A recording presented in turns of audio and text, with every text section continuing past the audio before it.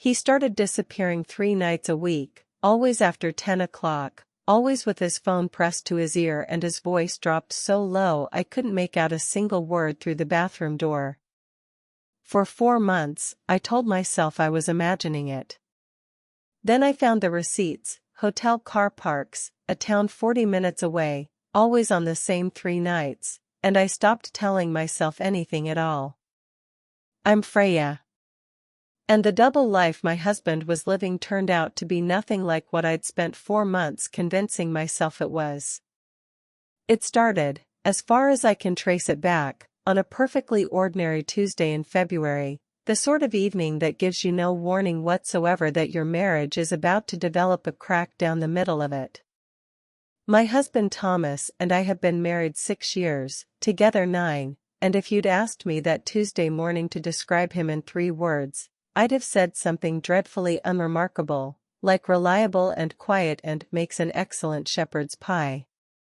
He works as a structural engineer for a firm in the city, drives the same silver estate car he's had since before we met, and has, in the entire time I've known him, missed precisely 1 dentist appointment, an event so out of character it became a small family legend, retold at Christmas dinners for years afterward.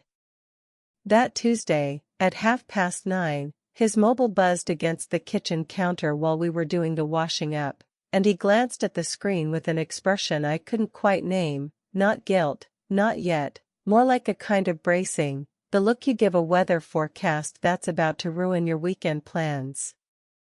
I remember thinking, in that first, unimportant instant, that it was probably just his line manager, Jeff, who has a well-documented habit of texting the entire team at unsociable hours about spreadsheet formatting, a running joke between Thomas and his colleagues that had become, by that point, so familiar it barely registered as strange. "I need to pop out," he said, drying his hands too quickly on the tea towel. "Won't be long." "Pop out where?" "It's 9:30, love. Just a work thing. I'll explain when I'm back." And he was gone, car pulling out of the drive within 4 minutes, leaving me standing at the sink with a half-dried plate and a very specific, very unwelcome feeling settling somewhere behind my ribs, a feeling I couldn't yet name because I had, up to that exact moment, absolutely no reason to distrust him. He came back at midnight. Smelling, very faintly, of some kind of disinfectant, the sort you get in hospitals or care homes, though when I asked him directly the next morning, over toast, where he'd gone, he simply said, "Sorted now. Don't worry about it," and changed the subject to whether we needed more marmalade, with the specific, practiced smoothness of a man who has decided, quite deliberately, not to answer a question he's just been asked. I let it go. That first time, I genuinely let it go, the way you let go of a single strange thread in an otherwise perfectly normal jumper, telling yourself it's nothing, it's one loose stitch, the whole thing isn't about to unravel because of it. I went to bed that night still turning the smell over faintly in my mind, but by breakfast, with sunlight coming through the kitchen window and Thomas humming along to the radio exactly as he always did, the strangeness of the previous night had already begun to feel like something I'd half imagined, the sort of oddity that ordinary married life is full of and that rarely, in my experience up to that point, ever turned out to mean anything at all. It happened again the following Thursday. And the Tuesday after that. Within 6 weeks, I'd noticed the shape of it clearly enough that I could have set my own watch by it, Tuesdays, Thursdays, and occasionally a Sunday, always after 10, always the same low, careful voice through whichever door he'd closed behind him, always gone somewhere between 2 and 4 hours, always returning with that same faint hospital disinfectant smell clinging to his jumper. I noticed, too, small changes in the surrounding texture of our life that I hadn't registered as connected at first. He started keeping his phone face down on the kitchen counter, a habit he'd never had before. He began doing his own washing separately, just to save you the bother, he said, though I noticed it was always specifically the jumper and trousers he'd worn on those particular nights that went into that separate load, never anything else. Small things. The sort of things that mean nothing individually and everything once you've stacked enough of them up beside each other. I want to be honest about the small, ugly places my mind went during those weeks, because I think it's important, and because I suspect anyone who's ever lived through a version of this will recognize the specific, corrosive quality of suspicion once it's properly taken root.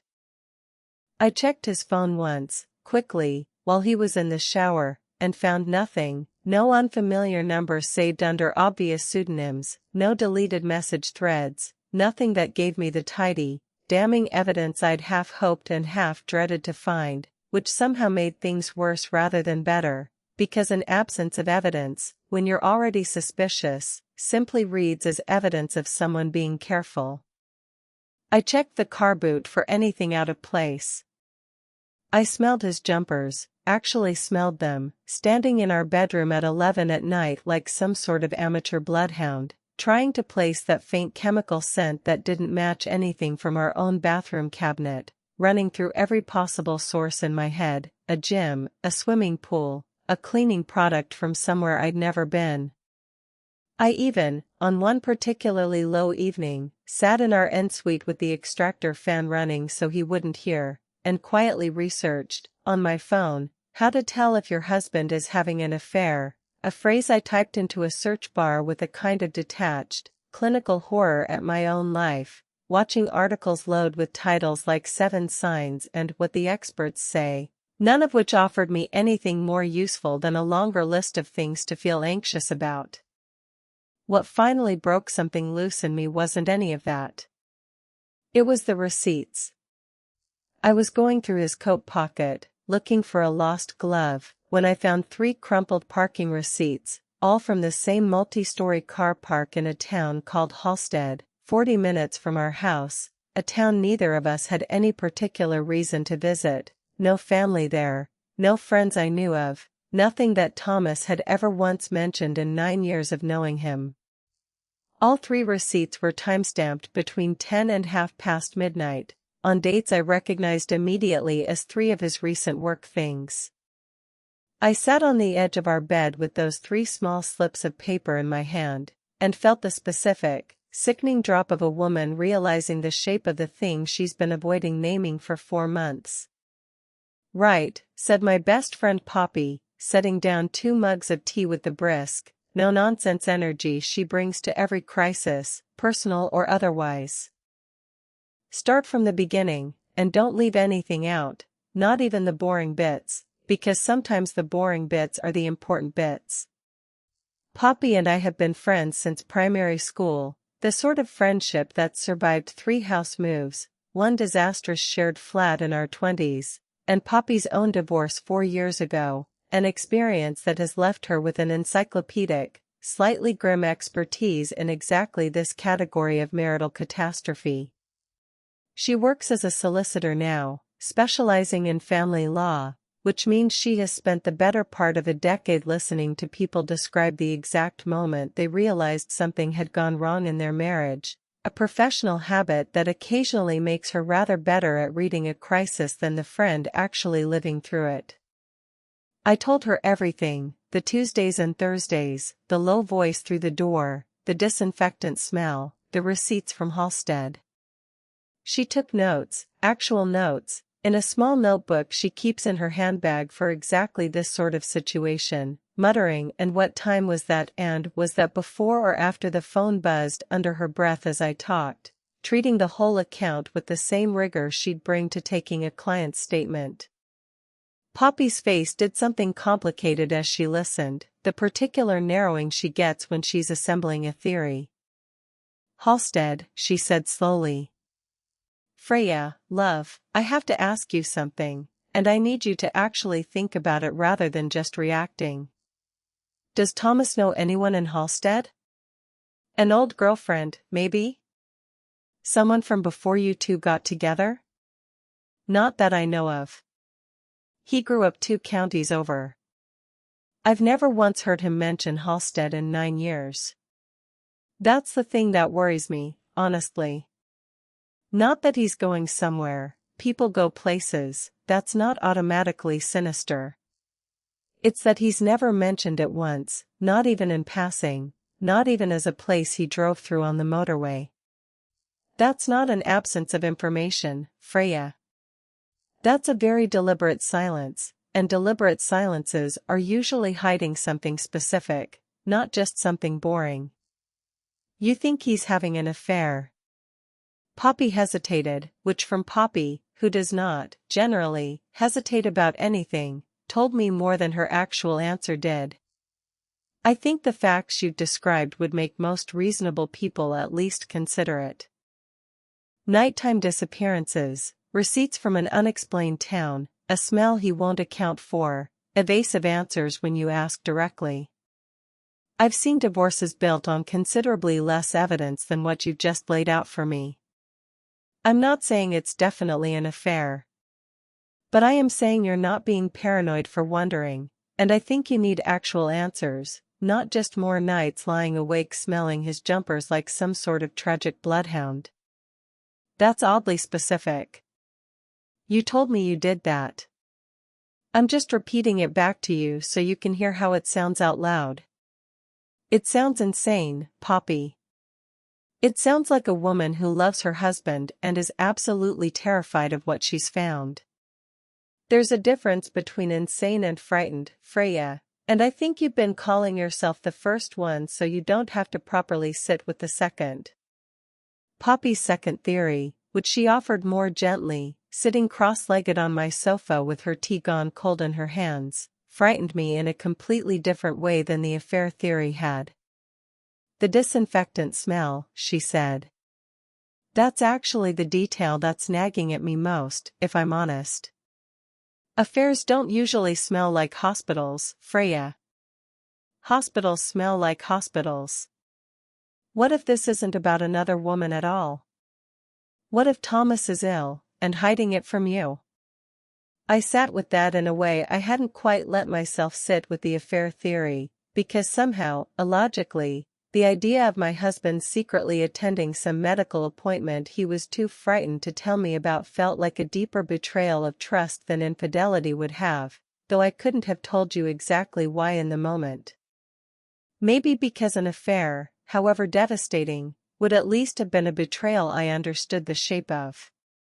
A secret illness felt like something closer to abandonment, him deciding, alone, that I wasn't someone he could bring his fear to.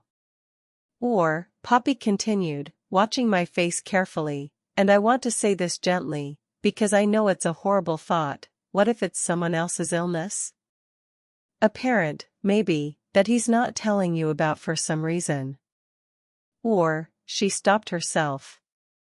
Or what? Or a child, she said quietly. From before you two met. I'm not saying it's likely, Freya. I'm saying you found unexplained trips to an unexplained town with an unexplained smell, and until you actually ask him directly, sitting down, with no escape route for either of you, every explanation is going to feel possible, because you genuinely don't have enough information yet to rule any of them out. I didn't sleep much that night, running through each version in turn, the affair, the illness, the secret child, a dozen smaller variations branching off each one, and by morning, I'd decided I couldn't keep doing this alone, guessing in the dark while my husband continued disappearing into whatever life existed 40 minutes away in Halstead. I want to tell you that I handled what came next with grace and maturity. I did not. The following Thursday, when Thomas said, at 9:20, that he needed to pop out, I waited exactly 4 minutes after his car pulled out of the drive, grabbed my keys, and followed him in my own car, keeping 2 full cars distance the entire way, the way I'd seen done in films and had absolutely no actual training in doing myself. I texted Poppy from a red light, one-handed, entirely against my better judgment, following him, will report back, and received, within 90 seconds, a reply that read simply absolutely not alone, call me the second you stop, which I did not do, partly out of stubbornness and partly because I genuinely didn't trust my own voice not to shake. He drove, as expected, toward Halstead, taking the motorway rather than the smaller roads, driving at a perfectly ordinary speed that made the whole exercise feel considerably less dramatic than my racing heart suggested it should. I kept catching myself gripping the steering wheel too tightly, rehearsing, uselessly, what I might say if he somehow spotted me in his mirror and pulled over, a scenario that thankfully never arose, though the entire 40 minutes passed in a strange, suspended sort of dread, the motorway lights blurring past in a rhythm that did nothing to calm me. 40 minutes later, he pulled into the multi-story car park matching the receipts I'd found, and I parked 3 levels below him, heart hammering, and watched from a safe distance as he walked, briskly, toward a modest brick building 2 streets over. I sat in my car for a full minute after he'd disappeared from view, hands still shaking slightly, wondering, with a fresh wave of nausea, whether I actually wanted to know what came next. It was not a hotel. It was not, as far as I could tell, anything resembling the sort of building an affair requires. It had a small, discreet sign beside the door that I couldn't read clearly from where I'd parked myself, half hidden behind a delivery van, feeling more foolish with every passing second, craning to make out the lettering without actually getting out of my car and walking close enough to be seen. I watched him let himself in with a key card, the door clicking shut behind him, and I sat in my car for the following 2 hours, alternately furious with myself for following him like some sort of amateur private investigator and desperate for some clue as to what was actually happening behind that door. I ate an emergency packet of crisps I found in the glove box, left over from some previous, entirely unrelated errand, and watched a handful of other people come and go from the same building over those 2 hours, a young man who looked barely out of his teens, walking in with his shoulders hunched, an older woman in a dressing gown and coat, as though she'd left her house in a hurry, a man about Thomas's age who sat in his car in the car park for nearly 15 minutes before finally going inside, exactly the way I imagined I must have looked myself, hesitating before whatever came next. At midnight, Thomas emerged again, looking tired in a way I recognized, not the tiredness of a man who's been enjoying an illicit evening, but something heavier, more like the specific exhaustion of someone who's just finished a shift of genuinely difficult work, his shoulders rounded forward, his pace slower than it had been going in. I drove home ahead of him, heart still pounding, and was sitting at the kitchen table, kettle boiled and untouched in front of me, when he walked in 40 minutes later. "We need to talk," I said. "Right now." "No more work things, Thomas. I followed you tonight. I know you weren't at any work thing." I watched something in Thomas's face crumple, not with the guilt of a man caught in an affair, but with something closer to relief, oddly, the specific relief of someone who has been carrying a weight alone for too long and has just been told, unexpectedly, that he doesn't have to carry it by himself for one more second. He sat down across from me, put both hands flat on the table, and was quiet for a long moment before he finally spoke, his eyes fixed on the untouched kettle rather than on me, as though it were easier to say to the kitchen than directly to my face. "I volunteer at a crisis helpline," he said. "In Halstead. 3 nights a week. I've been doing it for just over a year."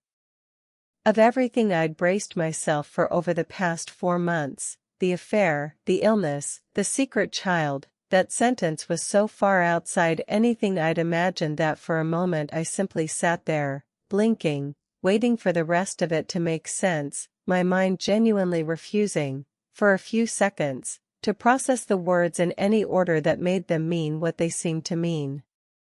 "A crisis helpline," I repeated, rather stupidly, as though saying it back to him might somehow reveal a hidden second meaning I'd missed the first time. "For people in distress. People thinking about ending their lives, mostly, though it covers a lot of things: loneliness, grief, people who just don't have anyone else to talk to at 2 in the morning. It's completely confidential, Freya. Not just for the callers. For the volunteers too. We're not allowed to discuss what happens on shift with anyone, not even family, not even each other outside of the actual center. It's part of the training. Part of the whole point of it, really. People need to trust that whatever they say in that call disappears the second it ends, that it doesn't get carried home to someone's dinner table. So all this time. The work things. The receipts. That disinfectant smell. The center's got a strict cleaning protocol, apparently, some infection control thing left over from when the building used to be a small clinic. I never even noticed the smell myself until you mentioned it, which tells you how much I've stopped registering the whole building as anything but perfectly normal by now. He rubbed his face with both hands, and for the first time in 4 months, I saw exactly how tired he actually was, a tiredness I'd been misreading entirely, mistaking exhaustion for guilt, mistaking a difficult shift for the aftermath of deceit. I should have told you from the start. I know that. Freya, I didn't know how to explain why I was doing it without explaining the whole reason behind it, and the whole reason behind it isn't really mine to just casually announce over breakfast. I don't understand, I said, though something in my chest had already begun, cautiously, to loosen, the anger of the last hour giving way to a bewildered sort of relief that hadn't yet fully settled into anything I could name. You could have told me you volunteered somewhere. That's not a shameful thing, Thomas. That's the opposite of shameful. It's not the volunteering itself I was hiding, he said quietly. It's why I started. Then explain it now, I said, my voice gentler than it had been a moment earlier, the anger of the last 4 months finally giving way to something else entirely. Please, Thomas. Whatever it is. He was quiet for a long time, turning his wedding ring slowly on his finger, a habit he has when he's working up to something difficult. You know, I had a brother, he said finally. Daniel. You've met him a handful of times, at Christmas mostly, though I know the two of you have never been especially close. Of course. He lives up in Yorkshire now, doesn't he? Works in a garden centre. He does. What you don't know, what almost nobody outside our immediate family knows, because my parents made a very deliberate decision, years ago, never to discuss it, is that when Daniel was 19, he tried to take his own life. I was 22. I was the one who found him, actually, which is its own story I don't especially want to get into tonight, if that's all right. I reached across the table and took his hand, saying nothing, letting him find his own pace. He survived, obviously, thank God. But the weeks afterward were the worst of my entire life, worse than I've ever properly told anyone, including you, and I'm sorry for that, because I think you deserved to know this a long time ago, not tonight, in this particular way. There was a night, about a week after it happened, when Daniel was still in hospital and I was staying at my parents' house, completely unable to sleep, absolutely convinced I'd somehow failed to notice something I should have caught, some sign I'd missed that might have prevented the whole thing.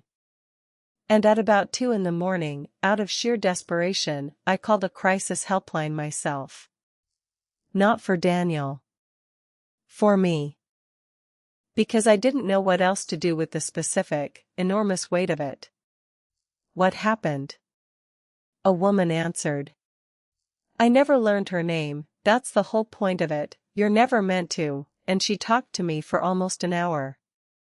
She didn't try to fix anything, didn't offer some tidy solution to make the fear go away. She just listened, properly listened, in a way that nobody else around me at the time seemed able to do, because everyone else was too frightened themselves, too close to it, too busy managing their own version of the same terror.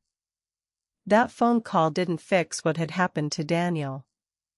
But it got me through that one specific night, Freya, and I've never forgotten it, not once, in all the years since. So why volunteer now? I asked. Why start a year ago, and why not just tell me from the beginning, Thomas? I'd have understood. I'd have been proud of you, honestly, not suspicious. He gave a small, tired smile. I know that, logically. I think some part of me was frightened that if I told you the whole story, Daniel, that night, the phone call, you'd start looking at me differently. Worrying about me in some new way, the way my parents still do, 20 years on, this quiet, careful watchfulness that's never fully gone away since Daniel's attempt, like they're both still braced for it to happen again to one of us, even now. I didn't want that from you. I wanted to just quietly do something good, something that mattered, without turning it into another chapter of our family's tragedy that everyone had to tiptoe around.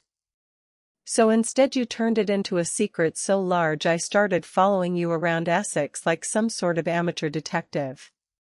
He laughed, despite everything, a real laugh that broke some of the tension sitting heavy between us.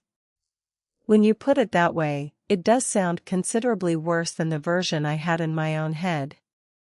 Thomas, I need you to understand something. I don't need you to protect me from difficult things. I need you to trust me with them. There's a difference, and it's a difference that matters enormously, especially in a marriage. I squeezed his hand, feeling the last of my anger finally, properly, dissolve into something gentler. You've been carrying Daniel's night, and your own night on that phone call, entirely alone for 20 years, and then you found a way to actually do something with it, and instead of letting me be proud of you, you turned it into something you had to hide. I know, he said quietly. I'm sorry. Truly, Freya. Not for volunteering. Never for that. But for how I went about keeping it from you. You deserved better than 4 months of watching you worry yourself sick over something that should have been one honest conversation, right at the start. There was, it turned out, a genuinely complicated practical problem sitting underneath all of this, one that took us most of the following week to properly untangle. The thing is, Thomas explained, the next evening, once the initial shock had settled into something more like curiosity, I'm not actually allowed to tell you details about the calls themselves. Not who calls, not what they say, not even vague categories beyond what I've already told you tonight. It's not me being secretive for secrecy's sake. It's the whole foundation the helpline is built on. People need absolute certainty that what they say stays inside that room, otherwise the entire thing falls apart. If volunteers started going home and telling their partners bits and pieces, even innocently, even with good intentions, it would only take one leak for callers to stop trusting the confidentiality completely, and then people who genuinely need somewhere safe to fall apart at 2 in the morning would have one fewer place to do it. I understand that, I said, and I meant it, though it took me a moment to fully absorb what it meant for us going forward. So what can you actually tell me? That I'm going. When my shifts are. That it's hard, some nights, in ways I probably will need to talk about afterward, in general terms, without specifics. That I might come home some nights and just need to sit quietly for a bit before I can talk about anything else at all, and that won't be about you, or about us, it'll just be the specific weight of the work. I can do all of that, I said. I just needed to actually know it was happening, Thomas. That's all I ever needed. Not the details. Just the truth of what was taking you away 3 nights a week. We sat with that for a while, and I found myself, oddly, thinking less about the 4 months of suspicion I'd just survived and more about the woman on the other end of that phone call 20 years earlier, a stranger whose kindness on one particular night had apparently rippled forward, quietly, for 2 full decades, until it turned my own husband into exactly the kind of voice she'd once been for him. It was only weeks later, piecing the fuller picture together over several quieter conversations, that I learned Thomas hadn't simply walked in off the street and started answering phones. He'd gone through nearly 4 months of training before he'd ever taken a single call, evening sessions twice a week, held at that same brick building in Halstead, long before the actual volunteering itself had started, which meant, I realized with a small jolt, that his secret life had actually begun considerably earlier than I'd assumed, quietly running alongside our ordinary evenings for months before I'd ever noticed so much as a flicker of anything different. "How did you even find out about the training in the first place?" I asked him one evening, curled up on the sofa with a cup of tea, feeling, for the first time in weeks, genuinely curious rather than anxious about the answer. "I looked it up, actually, not long after Daniel's 5th wedding anniversary, of all things," he said. We were all at the reception, and somebody made an offhand toast about how far he'd come, how proud everyone was, and I remember standing at the back of the room thinking about that phone call I'd made all those years earlier, and wondering, quite suddenly, whether I could ever be that voice for somebody else. I went home that night and looked up local helplines before I'd even taken my coat off. Took me another 8 months after that to actually work up the nerve to apply, mind you. I sat on the website's contact form for the better part of a week before I finally pressed send. 8 months of just sitting with it. I wasn't sure I was the sort of person who could do it, if I'm honest. The training's rigorous for exactly that reason. They don't let just anyone through. There's role play, there's assessment, there's a whole section on recognizing your own limits and knowing when to hand a call to someone more senior. I failed one of the early assessments outright, actually, the first time through. Went home that night and told you I'd had a difficult day at the office, which was, I suppose, a small early version of exactly the pattern that eventually got us into this whole mess. I sat with that for a moment, turning my tea mug slowly in my hands. "You've been quietly building this entire other life, piece by piece, for the better part of 2 years, and I never noticed a single thing." "I got very good at compartmentalizing," he said, not proudly, more like a man confessing to a habit he wasn't sure he was allowed to be proud of. "Which I suppose is exactly the skill the training tries to teach you, in a way. How to hold something difficult without letting it spill over into everything else in your life. I just applied it rather too thoroughly to you as well, and that's the part I'm properly sorry for." 3 weeks after that conversation at our kitchen table, I finally had the conversation with Daniel that, I realized, I should have had years earlier, if either of us had known how. We met for coffee in a small cafe near the train station, just the two of us, Thomas having quietly arranged it after checking, carefully, that Daniel was comfortable talking to me about it at all. I remember feeling oddly nervous walking in, as though I were about to meet a version of my brother-in-law I'd never properly encountered despite 6 years of Christmas dinners and birthday lunches, which, I suppose, in a way, I was. Daniel, it turned out, was remarkably at ease discussing it, in a way that surprised me.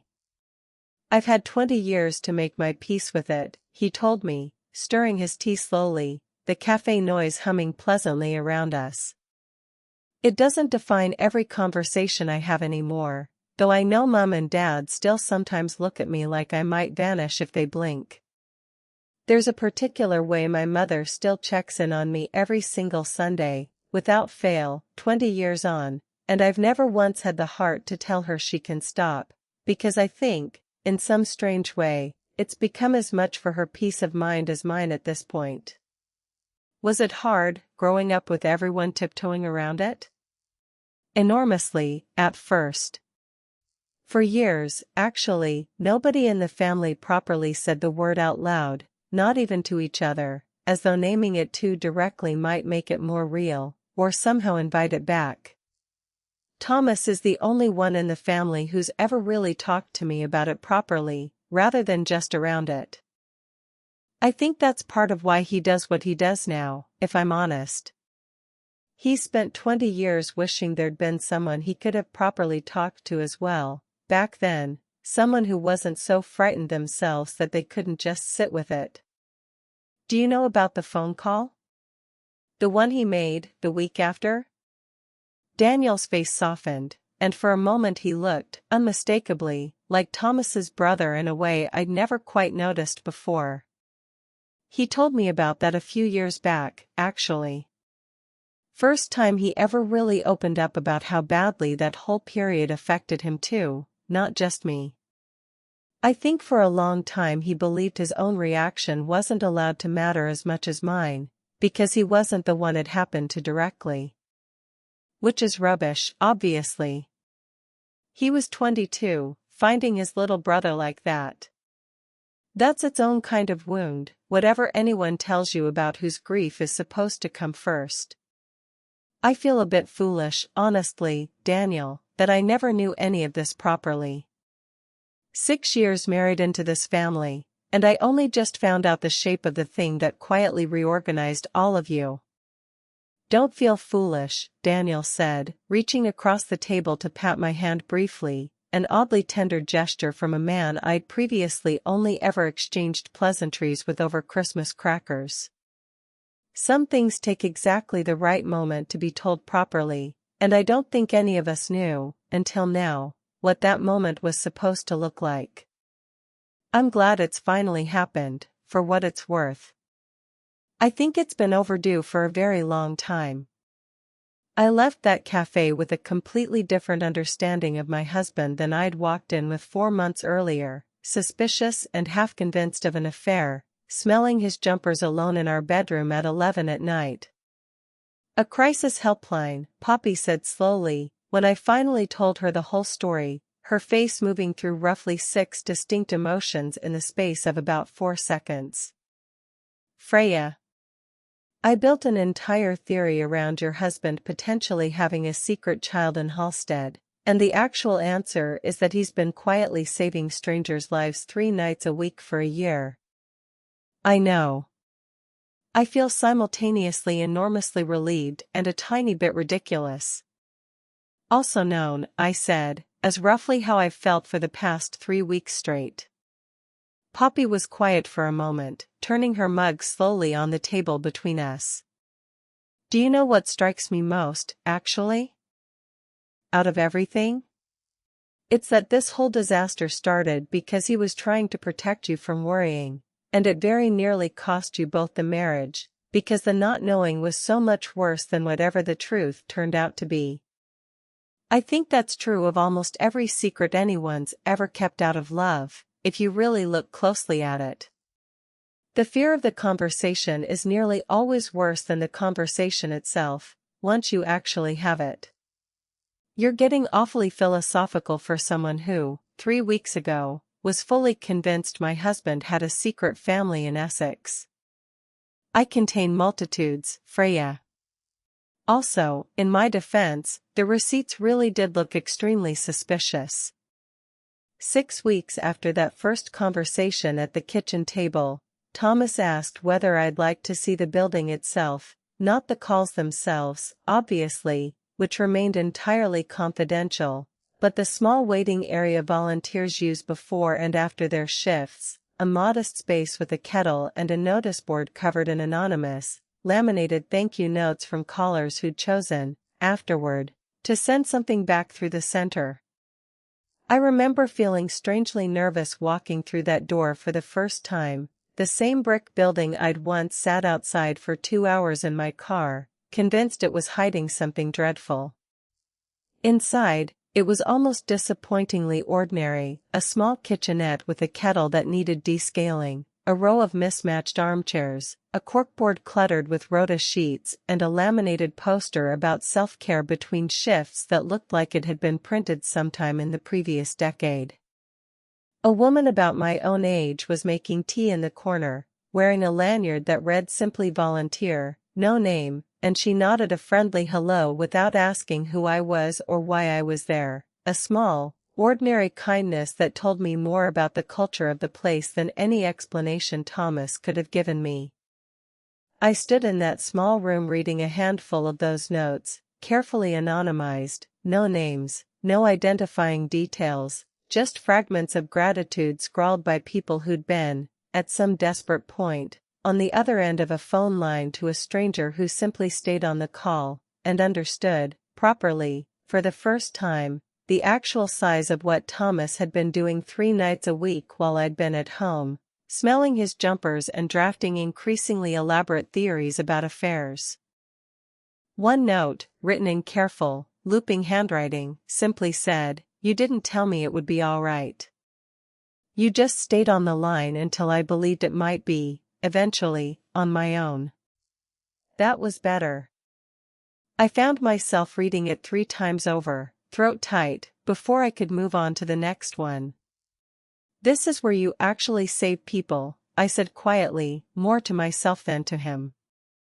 "I don't know if save is the right word, always," he said, standing beside me, looking at the notice board with an expression I hadn't quite seen on him before, something between pride and a kind of humble discomfort at being witnessed doing this at all. "Sometimes it's just being there for 1 bad hour, so someone doesn't have to sit through it entirely alone. Sometimes that's enough, on its own, to get someone to the next morning." I try not to think about it as heroic, honestly. It just feels like the least I can do, given what one phone call did for me, once. "Do the other volunteers know? About you and Daniel, I mean. The reason you started?" "A few of them, in general terms. There's a supervisor here, Margaret, who's been doing this for nearly 30 years, and she asks everyone, during training, why they've come. Not for gossip's sake, it's actually part of assessing whether someone's motivations are sound, whether they're here to process their own trauma through someone else's crisis, which is a genuine risk they screen carefully for, or whether they've actually got the steadiness to hold someone else's pain without needing anything back from it." I told her the truth, that first day. She said it was one of the better reasons she'd heard in years. I looked at him properly then, my husband of 6 years, a man I'd genuinely believed, 4 months earlier, might be living some hidden second life full of betrayal, and understood that he had, in fact, been living a second life all along, just not remotely the one I'd feared. I told my mother the whole story a few weeks later, mostly because she'd noticed, during a phone call, that something had clearly shifted between Thomas and me and wasn't going to let the subject drop until I explained why. My mother has a particular way of asking questions that leaves absolutely no room for a deflected answer, honed, I suspect, over 30 years of raising 3 children who all inherited her own stubbornness in equal measure. "I always thought Thomas was rather too quiet for his own good," my mother said, once I'd finished, in the specific, dry tone she reserves for observations she's clearly been sitting on for years. "I don't mean that unkindly. I mean I always suspected there was more going on behind that calm exterior of his than he ever let on at family gatherings. It seems I was right, though I certainly never guessed it would turn out to be this. I feel a bit ashamed, honestly, Mum, of how quickly I assumed the worst. I followed him in my own car like something out of a bad film. Darling, you had unexplained receipts, secretive phone calls, and a mystery smell. I'd have followed him myself, and I'm considerably less imaginative than you are. Don't be too hard on yourself for reaching a reasonable conclusion with the information you actually had. The fault, if there's fault anywhere in this at all, lies with him keeping something this significant from you for so long, not with you for eventually going looking for the truth." She was quiet for a moment, and then added, in a softer voice than she'd used for the rest of the conversation, "Your father did something similar once, you know. Not a helpline, nothing so significant as that. But he spent the better part of a year, before you were born, quietly helping an old army friend of his who'd fallen on very hard times, paying his rent for months without ever telling me where the money was going. I found out entirely by accident, much the way you did, and I remember being furious for exactly the same reasons you described. Not that he was doing something kind, but that he didn't trust me enough to do it in the open. Men of a certain generation, and I include Thomas rather generously in that category despite his age, do sometimes seem to believe that keeping a burden entirely to themselves is a form of protecting the people they love, when actually, 9 times out of 10, it does precisely the opposite. It was, I realized, exactly the kind of grounded, unsentimental reassurance I needed to hear, and it helped me finally let go of the last, lingering guilt I'd been quietly carrying over those 4 suspicious months. I want to be honest about the fact that this story doesn't end with everything simply, tidily fixed the moment the truth came out, because that's not how trust actually repairs itself, in my experience, however satisfying it might be to wrap it up that neatly. Thomas and I spent several months afterward properly rebuilding something that had quietly cracked during those 4 months of silence and suspicion, not through one grand gesture, but through dozens of small, deliberate ones. He started telling me, in the mornings after a difficult shift, simply last night was a hard one, without any specifics, just enough honesty that I never again had to guess at what his tiredness or his quietness actually meant. I stopped, slowly, checking his coat pockets or noticing which nights of the week it was, because I no longer needed to. The not knowing had been the wound, not the volunteering itself, and once the not knowing was gone, so was most of my anxiety along with it. We also, eventually, had a longer conversation about confidentiality itself, and what it meant for a marriage to hold a spouse's necessary secrets, not secrets kept from me, but secrets Thomas was bound to keep on behalf of other people entirely, strangers who'd trusted him with their worst nights. I came to understand that there's a difference between a husband hiding something from his wife and a husband holding something in trust for someone else, and once I could see that difference clearly, the whole shape of what had frightened me for 4 months finally settled into something I could actually live alongside, rather than something that kept me lying awake, sniffing jumpers. It's been just over a year now since that Thursday night I followed my own husband 40 minutes down the motorway like an amateur spy in a badly plotted drama. Thomas still volunteers 3 nights a week, still comes home some nights quiet and heavy, still can't tell me a single specific detail about who he's spoken to or what they've said. I know, now, when his quietness is about the work and not about us. I know the particular way he sighs when he walks through the door on a hard night, and I've learned simply to put the kettle on and sit with him, saying nothing, the way I imagine that anonymous woman once sat with him on the phone, 20-odd years ago, on the worst night of his young life. Some nights he wants to talk about something entirely unrelated, football or the garden or whatever ridiculous thing his colleague Jeff has done that week, using the ordinary chatter, I think, as a kind of gentle decompression before bed. Other nights he simply wants to sit quietly with a cup of tea and my hand in his, and I've learned to read, fairly reliably now, which sort of evening it's going to be within about 30 seconds of him walking through the door. I've started, in small ways, supporting the center myself, without ever once asking Thomas for details I know he can't share. I do the occasional sponsored walk when they run fundraisers, and I've become, rather to my own surprise, the person in our wider family who reminds everyone, gently, every December, that a small donation to the center makes rather a nicer Christmas present than another scented candle nobody needed. Poppy, predictably, has become one of their more enthusiastic annual donors herself, muttering something the first time about making up for nearly accusing an innocent man of bigamy, a joke that's become a small, running feature of our friendship ever since. Daniel came to dinner last month, properly, for the first time in years, and stayed until nearly midnight, the 3 of us talking easily in a way that felt entirely new, unburdened, finally, of the careful, tiptoeing silence that had surrounded his history in our family for 2 decades. At one point, quite unprompted, he raised his glass and said, simply, "To the version of Thomas that answers phones at 2 in the morning," and none of us needed to say anything more than that for the toast to land exactly where it was meant to.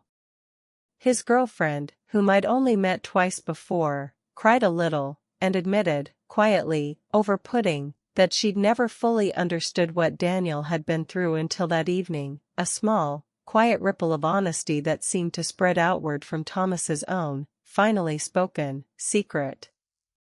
I think about that first Tuesday a lot, the buzzing phone on the kitchen counter, the low voice through the bathroom door, the 4 months I spent quietly convincing myself I was married to a stranger. I've learned, since then, that a double life doesn't always mean betrayal. Sometimes it means a person carrying something enormous and private on someone else's behalf, badly explaining the silence around it, and letting the people who love him fill that silence with their worst fears simply because he didn't know how to hand them the truth instead. I think about the woman who answered Thomas's call 20 years ago, a stranger whose name he never learned and never will, and how 1 hour of her time rippled forward, quietly, invisibly, through every single call he's since taken himself, and now, in its own smaller way, through this very story I've decided to finally tell out loud. I don't know how many people Thomas has helped, in the strict, technical sense, over the past 2 years. I'm not allowed to know, and I've come to understand that not knowing is, in its own way, the whole point. What I do know is that the version of my husband I nearly lost faith in, sitting alone in my car outside a brick building in Halstead, turned out to be the very best version of him I'd never quite had the full picture of before. If your husband, or your wife, or anyone you love starts disappearing into a silence you can't explain, ask. Properly ask, sitting down, with no escape route for either of you. The answer might frighten you less than the not knowing ever did, and it might, if you're very fortunate, turn out to be something you end up prouder of than almost anything else you've ever learned about the person you married. Thank you for staying till the end.